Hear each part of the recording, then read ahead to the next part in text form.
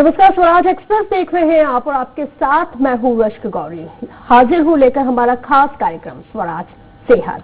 भारत में हजारों लोग कोरोना से संक्रमित हैं और कोरोना वायरस का संबंध वायरस के एक ऐसे परिवार से है जिसके संक्रमण से सर्दी जुकाम से लेकर सांस लेने में भी तकलीफ जैसी समस्याएं होती हैं और इस वायरस को आज से पहले कभी भी नहीं देखा गया है। WHO के मुताबिक बुखार, खांसी, सांस लेने में तकलीफ इसके प्रमुख लक्षण हैं। अब तक इस वायरस को फैलने से रोकने का कोई वैक्सीनेशन भी तैयार नहीं किया जा सका है, लेकिन विशेषज्ञों का कहना है कि कोरोना से डरने की तो बिल्कुल भी जरूरत नहीं है, बल्कि थोड़ी सी सावधानी से कोरोना को हराया जा सकता है। इसलिए आज हम चर्चा करेंगे कोरोना पर कि कैसे आप इस वायरस से खुद को और अपने परिवार को बचा सकते हैं। तो चलिए शुरू करते हैं बिना देर करते हुए हमारा खास कार्यक्रम स्वराज सेहत।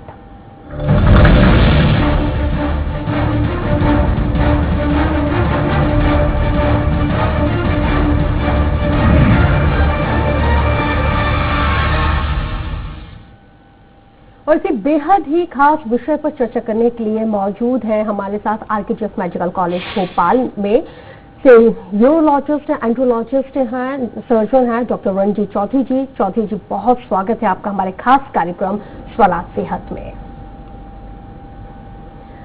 रणजीत जी, जिस तरह से हम लगातार हमारी ये एक मुहिम है कि हम अपने दर्शकों को कोरोना को लेकर जागरूक करें, और सबसे पहला सवाल यही है मेरा कि आखिर ये कोरोना वायरस क्या होता है और इसके क्या सिम्टम्स होते हैं? देखिए, कोरोना वायरस जो है वो एक RNA वायरस है। वायरसेस के अलग अलग प्रकार होते हैं, कुछ DNA वायरस होते हैं, कुछ RNA वायरस होते हैं। बेसिकली आप ये समझिए कि 2002 और 2003 के दरमियान एक एपिडेमिक आया था जो कि सार्स नाम से जाना जाता है। तो उसका जो पॉजिटिव ऑर्गेनिज्म था वो था SARS-CoV-1, और ये जो वायरस है जिससे अभी संक्रमण हो रहा है वो इससे काफी कुछ मिलता जुलता वायरस है, और इसका जो नॉमेनक्लेचर है वो SARS-CoV-2 है।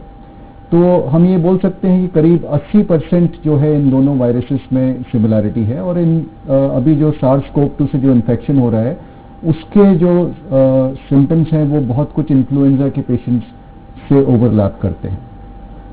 जी डॉक्टर रणजीत, जिस तरह से आपने बताया कि इसके सिम्टम्स उससे मिलते जुलते हैं, बात अगर हम इस वायरस की करते हैं, particular talking about this virus, तो ये कब तक लाइव रहता है, कितनी देर तक ये जीवित रहता है? देखिए, इसके बारे में अभी शोध चल रहे हैं। कुछ महत्वपूर्ण बातें हैं जो हम समझ सकते हैं, वो ये है कि यदि किसी को संक्रमण हो रहा है तो जो सिम्टम्स हैं उनमें से मेजॉरिटी ऑफ द पेशेंट्स में वो 5 से 7 दिन में आ जाते हैं। यदि संक्रमण के बाद में भी किसी पेशेंट में यदि सस्पेशन है संक्रमण का, तो यदि उसमें कोई सिम्टम्स अगर 14 दिन तक नहीं आ रहे हैं तो हम ये बोल सकते हैं कि शायद उसको संक्रमण जो है वो नहीं था। इसलिए जो पहले हमने क्वारंटाइन का जो एक ड्यूरेशन सेट किया था वो 14 दिन तक का था। लेकिन अभी जो प्रैक्टिकल एक्सपीरियंस में देखा जा रहा है वो ये है कि कई सारे मरीज ऐसे भी हैं जिनमें कोई सिम्टम्स नहीं है, जिनको हम एसिम्टोमेटिक बोलते हैं, या फिर बहुत ज्यादा जो है वो माइल्ड सिम्टम्स हैं। तो ऐसा भी एक सबसेट है पेशेंट्स का, और ये जो वायरस है वो काफी दिनों तक जो है वो शरीर में जो है वो निवास करता है। तो यदि ये मर भी जाता है संक्रमण के बाद में तो भी इसका जो है वो शरीर में अंश होता है। इसलिए आप पेपर्स में आप जैसे पढ़ रहे होंगे कि एक ऐसा पेशेंट था जो कि कई बार उसके टेस्ट हुए, उसके जो सिम्टम्स हैं वो तो सेटल डाउन हो गए, लेकिन उसका जो टेस्ट है वो पॉजिटिव ही आता रहा। तो वो इसलिए है क्योंकि वायरस मरने के बाद में भी चूंकि उसके अंश जो है वो शरीर में थे, इसलिए जो टेस्ट है वो काफी लंबे समय तक सिम्टम्स के खत्म होने के बाद में भी पॉजिटिव आ रहा है। कॉलर जुड़ गए हैं बातूल से, प्रदीप है हमारे साथ। प्रदीप, बहुत स्वागत है, सवाल कीजिए आप अपना। मैडम, मैं डॉक्टर साहब से सवाल करना चाह रहा था कि ये प्लाज्मा थेरेपी जो है ये कोरोना में कितना सक्सेस है, मतलब अगर प्लाज्मा थेरेपी करवाते हैं तो फ्यूचर में इसके कोई साइड इफेक्ट तो नहीं है बॉडी पर? देखिए, इस सवाल का जो जवाब है वो ये है कि अभी जो है वो प्लाज्मा थेरेपी अंडर ट्रायल है। अंडर ट्रायल का मतलब ये है कि जो ICMR है उससे जो भी इंस्टीट्यूट है जहां पर प्लाज्मा थेरेपी होनी है उसको परमिशन लेनी होती है, और परमिशन मिलने के बाद में वो प्लाज्मा थेरेपी जो है वो मरीजों को दे सकते हैं। अभी तक ऐसा कोई डेफिनेटिव गाइडलाइन या कोई एविडेंस नहीं है जो जिससे हम ये बोल सकते हैं कि प्लाज्मा थेरेपी देने से मरीजों में जो है वो बहुत अधिक सुधार आ जाएगा और वो पूरी तरीके से ठीक हो जाएंगे। तो ये अभी भी एक्सपेरिमेंटल है, और जैसे कि किसी भी एक्सपेरिमेंटल स्टडी के साथ में होता है कि उसके क्या साइड इफेक्ट्स हैं, वो जब तक बहुत सारे पेशेंट्स ना हो पाए तब तक निश्चित तौर पर कहना जो है वो मुश्किल है। तो ये अभी शोध का विषय है और इस पर जो है वो जांचें चल रही हैं और मरीजों पर ट्रायल हो रहा है। जाहिर सी बात है प्रदीप जी, आपको आपके सवाल का जवाब मिल गया होगा। बहुत शुक्रिया हमें कॉल करने के लिए। डॉक्टर रंजीत, जिस तरह से WHO ने भी चेतावनी जारी की है, अलर्ट जारी किया है कि कहा है कि अभी स्पेशली अगर हम इंडिया के रिगार्डिंग बात करते हैं तो कोरोना के जो एक्टिव केसेस की जो संख्या है वो और ज्यादा बढ़ेगी। तो एट अ प्रेजेंट टाइम हम इंडिया को किस स्टेज में देख रहे हैं, और स्पेसिफिक अगर हम मध्य प्रदेश की बात करते हैं तो मध्य प्रदेश हमारा अभी किस स्टेज में है?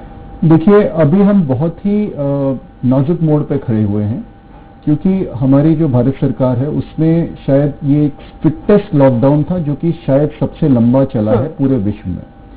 तो आप ऐसा बोल सकते हैं कि जो डिजीज का जो कर्व होता है उसको हमने आगे धकेल दिया है, लेकिन ऐसा नहीं है कि अभी हमने कर्व पे काबू पा लिया है।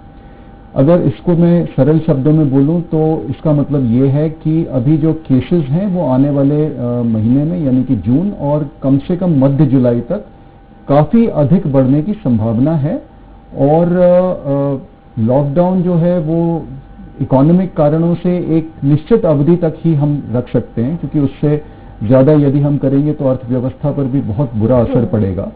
तो लॉकडाउन से सरकार ने और हमने आपस में ये सीखा है कि वायरस का जो ट्रांसमिशन है, संक्रमण जो है, उसको हम कम से कम किस प्रकार से कर सकते हैं, क्या सावधानियां हमें बरतनी चाहिए।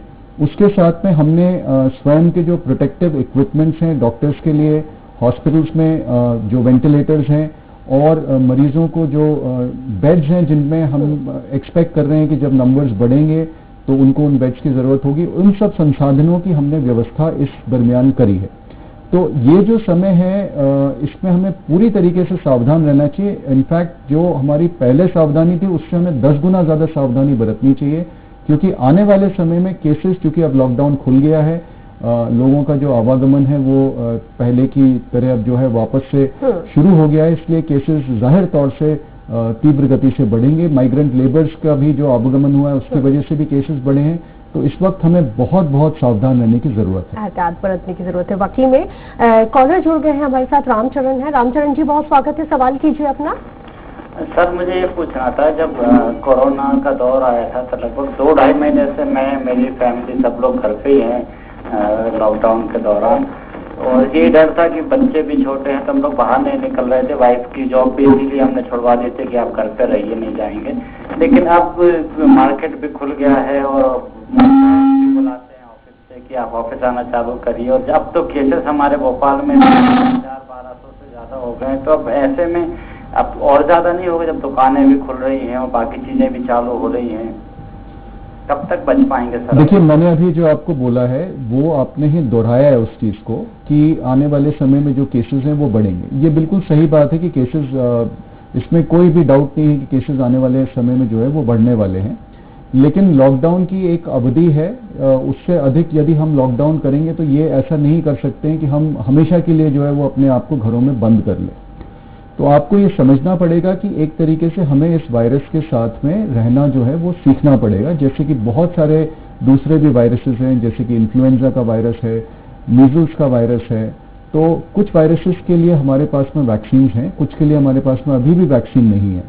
तो जो सावधानी है वही सबसे महत्वपूर्ण चीज है जिससे हम इस वायरस से बच सकते हैं, जब तक कि हमारे पास में वैक्सीन नहीं आता।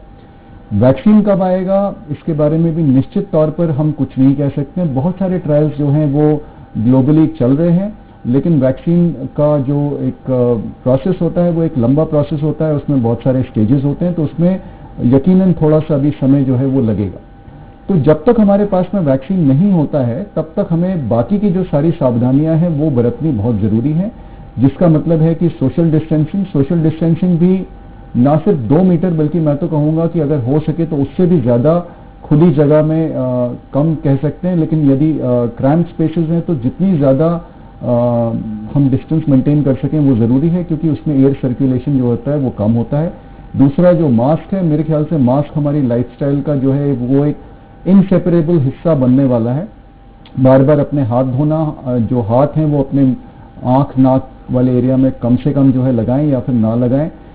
जहां तक हो सके बच्चों को और जो बहुत वृद्ध हैं, मतलब 70 या 75 से ज़्यादा, उनको हम जितना सुरक्षित रख सकें वो करें। अननेसेसरी ट्रैवल ना करें, यदि हम ट्रैवल कर रहे हैं तो उसमें भी जहां तक हो सके डिस्टेंस मेंटेन करें। तो ये सब चीज़ें जो हैं ये हमारी लाइफस्टाइल का जो है एक हिस्सा बनने वाली हैं, क्योंकि ऐसी कोई गारंटी नहीं है कि यदि कोरोना वायरस पर भी यदि हम विजय प्राप्त कर लें वैक्सीन के द्वारा तो आने वाले समय में दूसरा कोई वायरस नहीं आएगा, क्योंकि आपको समझना पड़ेगा कि इतनी ज्यादा जनसंख्या बढ़ चुकी है और इतना ज्यादा हमने प्रकृति का शोषण कर लिया है कि ये सब जो नेगेटिव रिजल्ट हम परेशानियां हैं वो आती रहेंगी। एक और कॉलर हमारे साथ जुड़ रहे हैं डॉक्टर साहब, राजीव हैं शहडोल से। राजीव जी बहुत स्वागत है, सवाल कीजिए अपना। डॉक्टर साहब नमस्कार।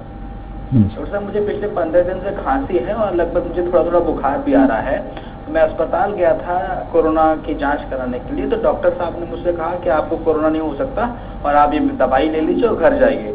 तो बिना जांच कराए डॉक्टर कैसे तय कर सकते हैं कि मुझे कोरोना हो सकता है कि नहीं हो सकता? मुझे खांसी भी है।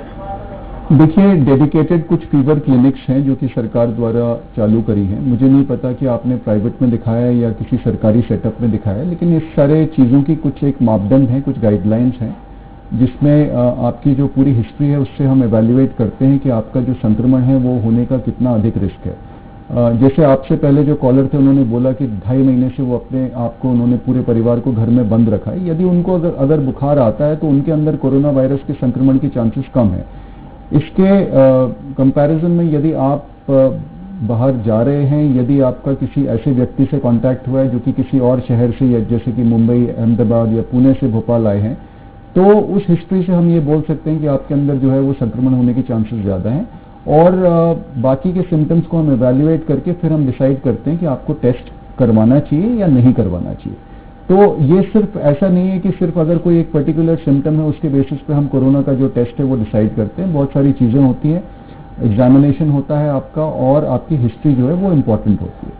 तो जो भी डॉक्टर साहब ने आपको अभी सलाह दी है उस पर आप अमल करें, कुछ दिन आप दवाई लें। यदि उसके बाद में भी आपके सिम्टम जो हैं वो सबसाइड नहीं होते हैं या फिर कोई नए सिम्टम्स होते हैं जैसे कि सांस लेने में दिक्कत आना, तो फिर आप तुरंत जो है वो एक डेडिकेटेड कोरोना सेंटर में आप कांटेक्ट करें और वो आपका पूरी तरीके से जो जांच है और आगे जो भी कुछ मैनेज करना है वो करेंगे। बहुत शुक्रिया राजीव, हमें कॉल करने के लिए। एक और कॉलर सागर से हमारे साथ इस वक्त फोन लाइन पर जुड़ रही है, मंजू है। मंजू जी बहुत स्वागत है, सवाल कीजिए अपना। जी नमस्ते, सवाल कीजिए। हाँ जी, हाउसवाइफ और हम लोग दो हस्बैंड बैंकर हैं, तो होना पड़ता है, पढ़ते जाते हैं, तो घर मंजू जी आपकी आवाज हम तक साफ नहीं आ रही है। हम चाहेंगे कि आप अपने टेलीविजन सेट का वॉल्यूम थोड़ा सा कम कर लीजिए जिस वजह से आपकी आवाज हम तक प्रॉपर आए। मेरा म्यूट कर दिया। जी सवाल दोहराएं आप। मैम मैं सागर से हूँ, मैं अपने बैंक का हूँ, हम लोग 2 महीने जी, और बैंक के आते थे अपने सीधे बाथरूम में कपड़े धो के तभी खा सकते हैं। और क्या मंजू जी आपकी आवाज माफ कीजिएगा हम तक बिल्कुल भी प्रॉपर नहीं आ रही है। हम चाहेंगे कि हम अपनी टीम से बोलेंगे कि वो आपको दोबारा संपर्क करें जिससे आपका जो सवाल है उसका जवाब आपको दिया जा सके। डॉक्टर रंजीत, हम लगातार जिस तरह से आप देख रहे हैं कि जो हमारे जो दर्शक है वो वाकई में चिंतित हैं, बचाव भी जानना चाहते हैं। मंजू जी एक बार हमारे साथ फिर से फोन लाइन पर जुड़ गई। मंजू जी बहुत स्वागत है, सवाल कीजिए अपना। मैम हम लोग 2 लोग घर में हैं और मेरे हस्बैंड बैंकर हैं। जी, मैं तो घर में ही रहती हूँ, आज तक 3 महीना हो गया मैं बाहर नहीं निकली, लेकिन ये लगातार बैंक जा रहे हैं। तो घर में किस तरह से प्रिकॉशन लें हम? जी बिल्कुल, देखिए घर में प्रिकॉशंस एक अलग डिस्कशन है। उससे पहले आपके जो पति हैं जहां पर भी वो काम कर रहे हैं, मुझे उम्मीद है कि वहां पर उनके बैंक में कोरोना वायरस से बचने के लिए जो भी सारे पैरामीटर्स मापदंड है उनका बड़ी कड़ाई से जो है वो पालन हो रहा है। तो पहली बात तो यह है कि उनको जो है वो संक्रमण से उनको खुद को बचाना है। दूसरी बात यह है कि जहां तक मास्क का विषय है, तो मास्क जैसे कि मैंने पहले भी बोला कि हमारी लाइफस्टाइल का वो एक हिस्सा ही बनने वाला है, तो वो मास्क पहने। और जब वो घर वापस लौटते हैं तो जो भी अपने कपड़े हैं वो एक अलग कमरा आप बना लें, उसमें कपड़े को जो है वो पहले ही आप डिस्पोज कर दें। उसके बाद में आपके जो पति हैं उन अच्छे से वो स्नान करें। और यदि उसके बाद में भी अगर आपके घर में बहुत छोटा बच्चा है जिसकी परिभाषा है कि 1 साल से कम है, तो उससे जो कांटेक्ट है वो कम से कम रखें। यदि आपके परिवार में, जो मुझे नहीं लगता कि आपने इसका जिक्र किया, कोई वृद्धजन है तो उनसे भी वो दूरी बना के रखें। क्योंकि यदि आम आदमी में जो है वो संक्रमण होता है, जो कि अब होने की चांसेस ज्यादा हैं, क्योंकि अब कम्युनिटी ट्रांसमिशन वाला स्टेज या तो आ चुका है या आएगा, तो उसमें संक्रमण की जो नंबर्स हैं वो बहुत ज़्यादा बढ़ेंगे। लेकिन बहुत सारे लोगों में जिनकी इम्यूनिटी स्ट्रांग है, उनमें ये जो संक्रमण है वो मोस्टली एसिम्टोमेटिक रहेगा। तो हमें जो बहुत वृद्धजन हैं या जो बच्चे हैं या जो कोई पेशेंट्स हैं कि डायबिटिक हैं, कैंसर सर्वाइवर्स हैं, तो उनसे जो है वो घरों में जो है वो दूरी जहाँ तक हो सके वो बना के रखें। और इस सब के बाद में भी यदि उनको कोई भी सिम्टम्स होते हैं जैसे कि सर्दी खांसी, तो फिर आपके जो भी निकट में डॉक्टर हो या जो भी कोई हेल्थ सेंटर हो, वहां पर उनका तुरंत जो है वो चेकअप कराएं। जाहिर सी बात है मंजू जी, इन तमाम बातों का ख्याल आप लोग रखेंगे तो एक हद तक बचाव के साथ साथ, क्योंकि बचाव ही इस बीमारी का सबसे बड़ा इलाज है। हमारे साथ एक और कॉलर जुड़ गए, राजेश जी, बहुत स्वागत है, सवाल कीजिए अपना। लगता है संपर्क नहीं हो पाया है।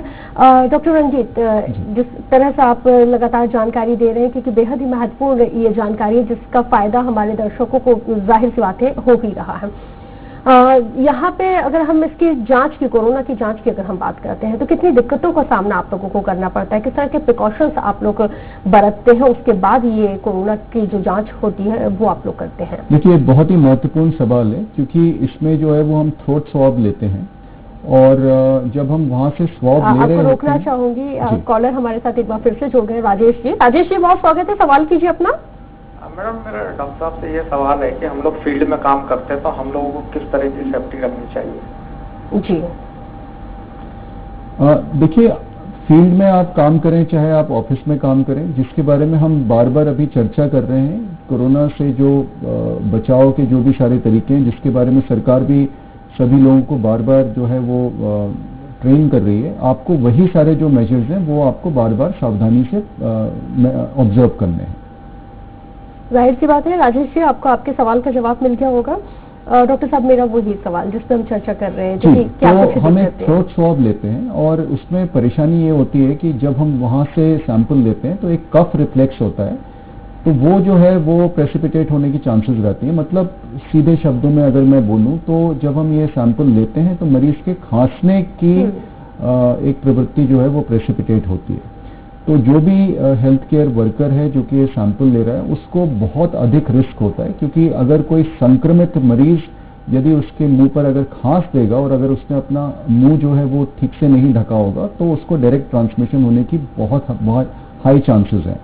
तो इसलिए जो सारे हेल्थ केयर वर्कर्स होते हैं जो कि सैंपल्स कलेक्ट करते हैं, उनको हम पीपी पहना कर ये काम कराते हैं, जो कि पर्सनल प्रोटेक्टिव इक्विपमेंट होते हैं। और यदि आपने कोई फोटोग्राफ देखा हो किसी डॉक्टर को पीपीई पहने हुए, तो एक स्पेस सूट से कम नहीं होता है और इसमें बहुत ज्यादा जो है अंदर का तापमान बढ़ा होता है और गर्मी लगती है। और इस मौसम में जब भोपाल का टेम्परेचर 45 के आसपास है, ये पहनकर जो है सैंपल्स कलेक्ट करना यकीनन एक बहुत बहुत मुश्किल काम है।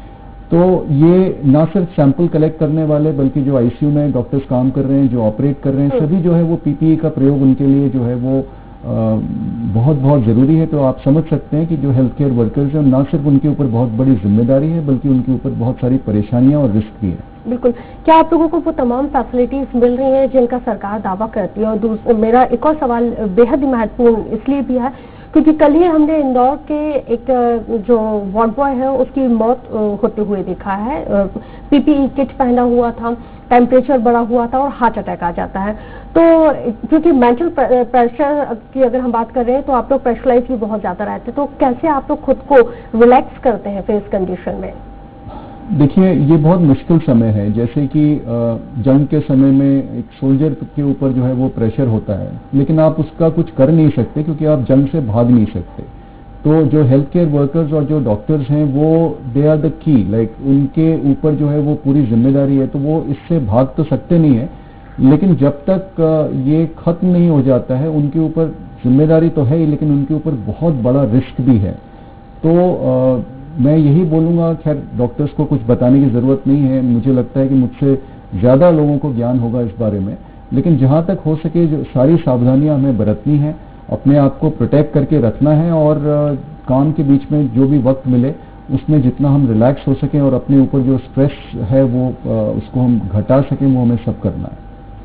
आप अपने जो साथी डॉक्टर्स हैं, जितने भी हेल्थ वर्कर हैं, उनको क्या सजेशन देना चाहेंगे? देखिए, मैं सर्जन हूं, तो हमने इस दरमियान जो लॉकडाउन था, जो हमारे रूटीन पेशेंट्स हैं और जो हमारी इलेक्टिव सर्जरीज हैं वो हमने पूरी तरीके से बंद रखी हैं। हमने सिर्फ इमरजेंसी सर्जरीज जो है उन्हीं पेशेंट्स को ऑपरेट किया है, लेकिन वो ज़रूरी भी है क्योंकि यदि आप इमरजेंसी में ऑपरेट नहीं करेंगे तो मरीज की वैसे भी जो है वो जान को खतरा है। तो आने वाले समय भी मुझे लगता है कि जुलाई एंड तक जहां तक हो सके पेशेंट्स को तभी देखें जब बहुत ज़रूरी हो, और जो इलेक्टिव सर्जरीज हैं उन्हें मुझे लगता है कि अभी तो नहीं करना चाहिए और सिर्फ इमरजेंसी सर्जरीज ही करना चाहिए। यदि किसी पेशेंट में किसी भी प्रकार की कॉन्टैक्ट की हिस्ट्री है या सिम्टम्स हों तो उसका जो है वो टेस्ट कराना चाहिए। इनफैक्ट अब ये प्रोटोकॉल ही बनता जा रहा है कि मोस्ट ऑफ द हॉस्पिटल्स वो इस बात पे इंसिस्ट करेंगे कि कोई भी सर्जरी के पहले जो है वो कोरोना का टेस्ट जो है वो करना चाहिए। लेकिन तब क्या होता है, जब रात के समय आपको कोई एक्सीडेंट का पेशेंट आता है या कोई डिलीवरी में कोई महिला आती है जिसका इमीडिएट सिजेरियन करना है, तो उसमें हम ये टेस्ट नहीं करा सकते हैं। तो मैं ये कहना चाह रहा हूं कि भले ही हमने टेस्ट कराया हो या टेस्ट नहीं भी कराया हो, हमें पीपीई जो पर्सनल प्रोटेक्टिव इक्विपमेंट है वो पहनकर ही जो है वो किसी भी पेशेंट को जो है वो डील करना पड़ेगा। क्योंकि कई सारे पेशेंट्स, जो कि मैंने इस डिस्कशन के शुरू में ही बोला था कि एसिम्टोमेटिक भी है, कि उनको इन्फेक्शन है लेकिन उनको कोई सिम्टम्स नहीं है, तो ऐसे पेशेंट्स को आप डिस्टिंग्विश नहीं कर सकते। तो हम तो हर पेशेंट को यही मान के चलते हैं कि वो कोरोना से ग्रसित है, और उसमें फिर जो भी कुछ हमें प्रोटेक्शन लेना है उसको हम लेते हुए जो है उस पेशेंट का जो भी कुछ हमें मैनेज करना है वो करना चाहिए। चलते चलते आप हमारे दर्शकों को क्या कुछ सलाह देना चाहेंगे? किस तरह का लाइफस्टाइल उनको अपनाना चाहिए? क्या कुछ खाना पीना, किस तरह का डाइट उनका होना चाहिए? देखिए, हमें जैसे कि मैंने पहले भी बोला, ये समझना पड़ेगा कि प्रकृति का आप एक लिमिट तक ही दोहन कर सकते हैं। हमने बहुत ज्यादा ये कर लिया है, उसकी वजह से जो है वो समाज में ये बीमारियां जो है वो फैलती जा रही हैं। यदि हमने अभी भी अपनी हरकतों से हम बाज नहीं आए तो आने वाले समय में और भी घातक बीमारियों का हो सकता है हमें सामना करना पड़े। ये प्रकृति का एक तरीका होता है हर चीज को बैलेंस करने के लिए। तो हम जो अपना जो कंज्यूमरिज्म जिसको हम बोलते हैं उसको हम जितना कम कर सकें उतना कम करें। यदि आप सादा जीवन जिएंगे तो सबके लिए खाने के भी बहुत है, रहने के लिए भी बहुत है, मतलब किसी चीज की हमें प्रकृति में कमी नहीं है। तो इसके बारे में ये एक फिलोसॉफिकल व्यू है चीजों का, लेकिन ये एक इम्पॉर्टेंट है कि अब हम चीजों को इस दृष्टिकोण से देखना शुरू करें। ये एक तरीके की एक वार्निंग है। अगर हम इससे सचेत हो जाते हैं तो आने वाला समय हो सकता है हम सबके लिए जो है वो बेहतर हो जाए और सुधर जाए। बहुत शुक्रिया डॉक्टर रंजीत चौधरी जी, आप हमारे स्टूडियो में आए, इतनी बेहद ही महत्वपूर्ण जानकारी हमारे दर्शकों को दी। तो भारत में हजारों लोग कोरोना संक्रमित हैं और कोरोना वायरस के बारे में डॉक्टर रंजीत चौधरी ने आपको बताया कि किस तरह से आप इससे बच सकते हैं और एक अपना नॉर्मल जो लाइफ है उसको जी सकते हैं। बहरहाल स्वराज सेहत में आज मेरे साथ इतना ही, लीजिए इजाजत।